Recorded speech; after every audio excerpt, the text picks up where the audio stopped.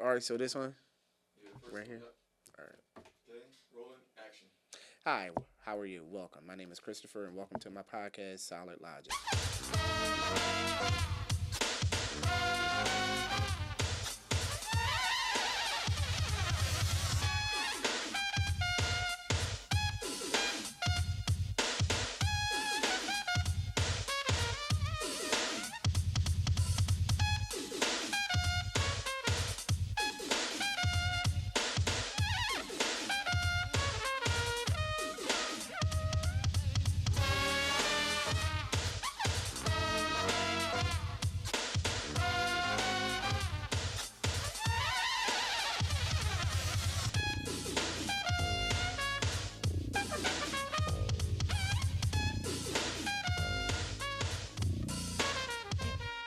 So just a brief introduction about myself is that I am a fourth grade teacher at Mastery Charter School.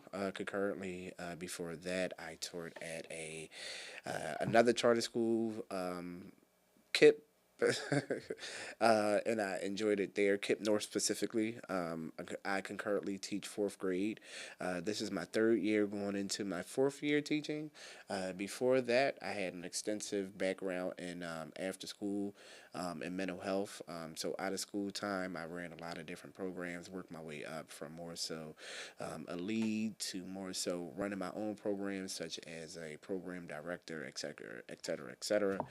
Working in and out of mental health for a good well over 10 years in different capacities, such as working at Elwyn and Devereaux and Barbers National Institute, and a lot of other subsidy small companies for long duration of time. Mary Kay, serving a population of people with autism, people with bipolar, schizophrenic, and on a lot of different spectrums. So I have a array of education, an array of experiences in mental health education, out of school time, and other endeavors such as catering and other endeavors. So I have a lot of experience, but primarily I have a lot of experience in education. I have my Bachelor's of Science in Early Childhood Education from Manor College, and I have my Master's of Education in Multicultural Education from Eastern University. I currently am studying for my educational leadership degree at Eastern again, and possibly plan to start studying my doctoral degree sometime next year. So that's just a little bit about me, not to be a little bit too mundane. Um, all in all, I'm excited about this opportunity. This is my first time filming a podcast, so I am more so attempting to bring awareness to my community, have different people on to have their insights and highlights of raising awareness in education and in our community, and more so being aware about some of the things that we can more so bring awareness to. I know sometimes it probably off, hopefully not too off task, but all in all, I just want to bring different perspectives. So you might see educators, you might see CEOs, you might see principals, you might see just regular parents, lunch ladies, parents themselves. So I'm going to have an array of guests. It's just not going to be about educators and what their opinion is, but I want everybody's opinion. Um, so that's what the show is going to be about. Solid logic, and that's a little bit about me. Inclusive teaching. Inclusive teaching is having everyone possibly on the same accord and being able to include all of your students based upon whatever level that they're on, to engage them inside of a lesson to where as though they are able to increase their knowledge based upon the learning materials and the tools that is provided not only by the school but by yourself. And these more so curriculum and resources doesn't necessarily have to be something to where as though you're providing them tangibly, but it has to be something to where as though you can provide them supportively. Concurrently in my classroom this year, I have two foreign exchange students. One whose first language is Spanish, and another student whose first language is French. I also have a student that is from Sri Lanka, but she speaks plain English. And connecting with these students on different levels can be a little arduous at times. However, what I found out is that the children more so mirror the activities of other children. So I put them into groups so they can more so hear what the other students are talking about and familiarize themselves with the English language. I feel as though if they hear it and they're able to engage with other students, then that can be a more inclusive environment to where as though they're able to learn a little bit of English and learn a little bit of the techniques of the American culture to where as though they don't feel so alienated based upon them having a language barrier. Um, but another point that I would like to touch on is that I have some students in my class who are more so low in reading and low on the spectrum of being able to produce quality work based upon them not being able to write and different things like that. Looking at from an exclusive standpoint, being able to connect with those children has not been arduous, but has been a little challenging because they aren't on the same level as the other students. And I don't necessarily want to take anything away from them by saying that because you don't have these skills, you can't do X, Y, and Z. But I also want to empower them to let them know that they are capable and able of doing something. I'm an educator to whereas though I'm not a pity pat educator to whereas though I'm not going to hold your hand or spoon feed you everything. But I'm going to definitely show you tough love and I'm going to help you to whereas though where you need to help. But I want you to really, really try on your own to whereas though you can say that you did this based upon me giving you help, but you independently strive to make yourself better at doing something. And all of our students need that help, but what our students don't need is somebody continuously holding their hand to where as though they can't get it based upon what someone else is not providing for them. When our students have the capability and the ability, I'm gonna make up my own word. They are truly able to thrive. So I'm not taking anything away from my students based upon the lack thereof, but I'm empowering them to see that they're able to provide and produce themselves with a knowledge and an awareness to where as though they can innate themselves to do things greater than what anybody expected them to do. And I feel as though those that is just one of my inclusive techniques. But another one is also something to where as though having extra support inside of the classroom. I think that sometimes when people push inside of the classroom and they're able to work with a small group, that provides the students the opportunity to thrive as well. Me being an educator and having over 30 something children in my classroom, it can be very arduous to where as though I'm not able to provide each of my students with the awareness or with the support that they need because I have so many heads that I have to make sure they're on the correct task. So having that extra support can really provide me and my students the opportunity for all of us to grow in that environment. Teachers are not octopus. We don't have 20 tentacles. Like we have a lot of stuff that we have to do during the time that we are teaching and thriving inside of the classroom. And I'm not saying that to take the responsibility off the teacher. What I'm saying is that we could benefit from by providing the support that the student and the teacher may need inside of the classroom to where as though it's a better environment for both parties involved.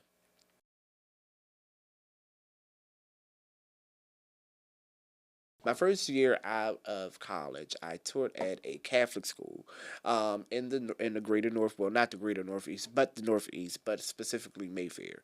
Now, uh, for you that have been raised and born in Philadelphia, you are kind of familiar with the Mayfair area of the city. And not to bring any bad light or anything on Mayfair because it is a beautiful community.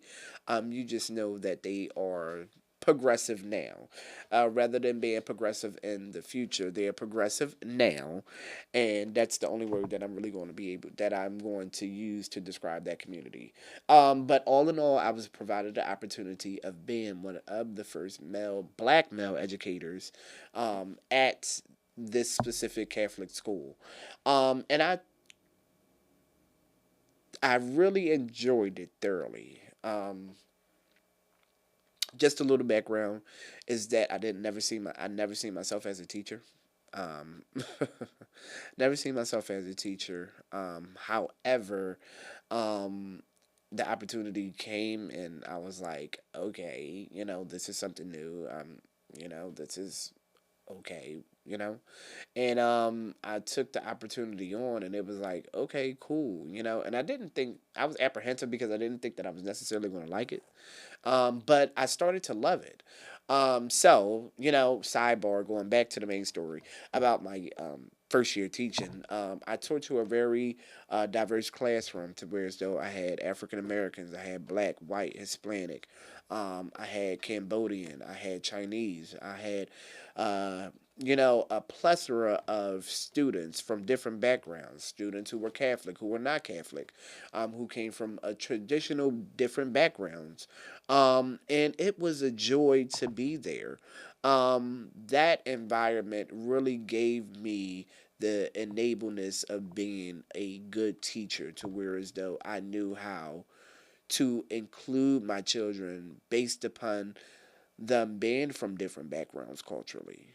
Um, it was a little shock was, more so teaching to a primarily more so African American students, teaching at Kip North and teaching at Mastery, but teaching to that diverse uh, group of students provided me with the opportunity and the awareness of knowing how important inclusivity is and being able to provide my students the opportunity of them having an educator where they connected on a different level.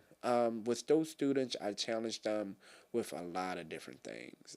Philosophy was one of the primarily things that we talked about. In the morning meetings, we would talk about different quotes from Socrates and from Tupac and from different people. We would review different quotes, Nelson Mandela, and each and every day we would decipher these quotes to where as though we would find out the inner meaning of what they meant, and the students would post how they felt. They would post one word about how they felt about this specific quote or about how it made them feel. And the students really thrived in this area, and I seen how important it was because it allowed my students, each of them, to provide their thoughts and opinion on something that I didn't really feel as though impacted them. So, just having a diverse classroom to where as though I got a plethora of ideas based upon how they celebrated different holidays or how they went about different things inside of their home or different traditions or different methods or different ways of doing things, different beliefs. And, that really opened and broadened my horizons to where as though I knew for a fact that education is something that I wanted to do. So that diverse, classroom provided me with the opportunity of growing both educationally and professionally. And I loved those students. I loved each and every class that I taught. But specifically, I always take it back to where I taught in Mayfair, to where as though those students really gave me an outlook on what a diverse educational background and offset really looked like. Um, and I'm really grateful for that opportunity. Shout out to the principal over there. She provided me with the opportunity, and she showed me so much love and grace. And I'll never forget her. And she know who she is if she's watching this. I think some of the critical principles that we do have is being able to define what inclusive education is and being able to look at the resources and the outlets that we do have to be able to provide the necessary skills and tools needed in order to increase our students' academic awareness. I think defining when we say education or educational awareness or inclusive awareness is being able to look at what we don't have inside of our classrooms and see how we can provide that. Everything doesn't have to be in a monetary substance to where that we're buying things to put inside of our classroom to make our students feel more aware. No, it can be more so something based upon them providing more clarity and awareness on something, providing more of agenda or elaboration on something to where those students fully comprehensively understand. From what I understand as an educator and from what I learned as an educator, is that a lot of times students approach a new opposition based upon them not knowing. So they might have awkwardness about it, or they might be kind of goofy about the situation to where as though they'll laugh about it or they'll have some outlandish comment about it or whatever the case may be like that there. And that's because children don't know. And providing these children an opportunity and awareness of them knowing what's being talked about, what's being discussed, what's being up for discussion, or the awareness of knowing now opposed to not knowing provides them the skill set and the opportunity for them to grow as well. Children are not born with these dictionarial mindsets about them knowing information. They're like sponges. They evaporate and they soak up everything, and all the information that we provide to them is able to reflect and able to provide them with the information that's needed in order for them to grow. If we're not able to provide our students the opportunity and information for them to grow and the opportunity and information for them to be more so aware of what's being talked about and what's being in the world, then we are doing our students and our kids a disservice. And we cannot do that. We more so have to provide them with the opportunity to grow based upon giving them information to where as though it's going to be important for them to know later on in life. We don't continuously want our students and our children to walk around here not being aware of what's happening outside in the world. Children's got to stay children. I completely agree with that statement. But children also have to grow, and we cannot keep them in the spaces that they're in. We have to enlighten them and provide them with the opportunity to grow academically and increase their knowledge based upon the experiences that they're having and the experiences that's happening out here in the world. And if we don't know about it, then we should seek out information, books, and literature to provide to our students to give them the access to information. The greater secrets are hidden in a book. And we must provide our students with the necessary skill set in order for them to grow academically. So I think diversifying ourselves and diversifying children with information and providing them the tools and resources to be included inside of those conversations and not excluded outside of those conversations based upon them not knowing provides them all in all the opportunity in order for them to be included inside of anything that they ever want to do. So that's more so the inclusive idea and me defining the inclusivity of providing students the opportunity to grow in and outside of the classroom. My next topic is personal experiences. Since I just got to mastery, has been a growing experience. It has taught me a lot thus far. It has provided me the opportunity to grow professionally. Not to say that I haven't grown professionally in my other spectrums of education, but here at Mastery, it is a coaching matter. It is a teaching matter of everything. And they're not trying to downplay you or they're not trying to take anything away from you, but they want to help you grow. They want you to be the best you educationally. They want you to be prepared for the students and they hold you to a higher standards. And having a relaxed environment to where as though you're not held to a higher standards is cool and all in all. But sometimes you want to grow as a professional and you want to do things a little differently rather than what you've been doing. And all in all, we have to grow to where as though we can do things in a different format and a different manner. And if we're not growing, then we're staying stagnant into where we are. So Mastery has really provided me the opportunity to grow. And I only been there for maybe 2 months or so, but I've been able to learn so much and to grow so much as a professional. And I can say that regardless of how long that I stay in at this endeavor, I can take some things away from there and apply them to my future professional endeavors because they have provided me with the opportunity to grow. They're not trying to hinder me of growing. They're trying to more so propel me to the future into growing. So those are some of the best things about the Mastery Network. And the leadership that I have concurrently right now is rock solid. They are able to provide me with the exchange and the real time coaching that's needed, not only for me to be a provider or a leader in my classroom, but outside of there and be able to transfer those skills to anywhere that I need for them to go. So, shout out to Mastery because you have done great things thus far for me professionally. I would say the five actionable strategies in order to promote inclusivity. Number one would be to have an open mind. To have an open mind is to be able to not only broaden your horizons, but for you to pick up information to where as though you can implement inside of your classroom, implement inside of your curriculum, implement inside of your own personal life to where as though it's impactful for you and your students. That's number one. Number two is being able to adjust to an environment that you're not able to adjust to. This is why open mind is so important. Adjustment is so important because when we adjust to different matters and we adjust to different places, we're able to see why we are in that environment. When we're not able to adjust to situations, we're not able to do the service that we need to do. Sometimes it might be uncomfortable, but those are the challenges that we need in order for us to grow. If we're not being challenged, then we're again being stagnant and staying where we are, and that's not a good thing. So having an open mind, number one, and being able to adjust our environments, number two. Number three, providing ourselves or giving ourselves resources in order for us to grow inside of our environment. We need those resources. Look on the internet, read a book, ask questions. Sometimes you don't even have to get information from a book or have to get information from offline. Ask someone from that specific, area to where as though how is it that I can include or be inclusive. Reading the book, getting stuff offline, and all that other stuff is great. But sometimes asking questions is the best way of providing and implementing information.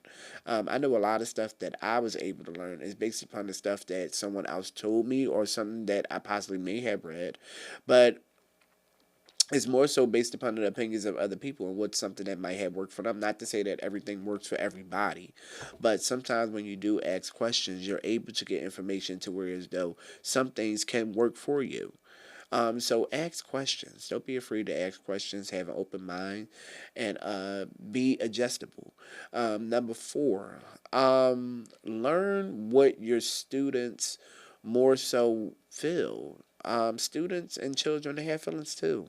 They want to be included. You have to include how they feel, how they want to go about things, how things are going for them, what's not being said, what's going on in the classroom. What is it that you can do? What are some of the things that's missing? And if they're not saying, pay attention to their actions. Their actions will tell you some of the things that's not being included or prompted inside of your classroom to where as though they're not feeling included. So do that. Number five, please build a strong relationship and foundation with the parents, and never be afraid to be yourself. However is that you are inside of your classroom is the way that you should be in front of parents. Don't be in front of parents and you trying to put on this old cookie cutter attitude and you're a different way inside of the classroom. My students and my parents get the same attitude that I get in the classroom. Mom, dad, they ain't doing good. No, they was doing a lot. Yeah, you understand what I'm saying like that there?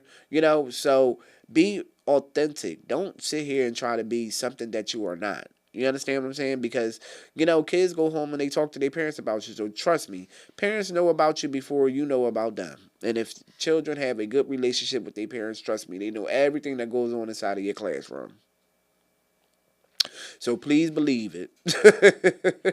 But those are my five actions that I feel as though can make more so an inclusive classroom. Now, all in all, this is my first podcast and everything else like that there. I really want it to be to where as though people have. I want to have an open door policy. I also forgot to include. I am also an adjunct professor as well. Um, I want to have an open door policy. So if you have questions, comments, concerns, or any input to where as though we can more so make the show a little better, you want to come on, you want to have your opinion about what we can do inside of what we're already doing and how things are going, I think that would be great too. Educators, people not educators, people from the outside looking in, something that you might want to see, please let me know. Email us, let us know. So I want to encourage all my listeners to keep listening in. If you enjoyed the show for today, I definitely enjoyed myself. I enjoyed being here. This is my first time filming, so I don't know if I'm a natural or not yet. Um, I don't want to sound like I'm rambling or going on a little bit too much. But yeah, I want to encourage you to keep coming in and tuning in. Hopefully, we'll have an episode each week that you can listen in on to. Me myself, I'm a jet setter, so I like to go on vacations and do different things. So if we're not filming, I'm out of town or something else has come up. But I definitely want to emphasize and focus on the importance of you guys keep listening and tuning in. I think all in all, we can bring the awareness of this podcast and more so transcend ourselves to be better in what we're trying to do. Um, all in all, thank you for listening. I thank you for being here with me today. And make sure you come back with us here at Solid Live. Thank you. The longest journey begins with a single step.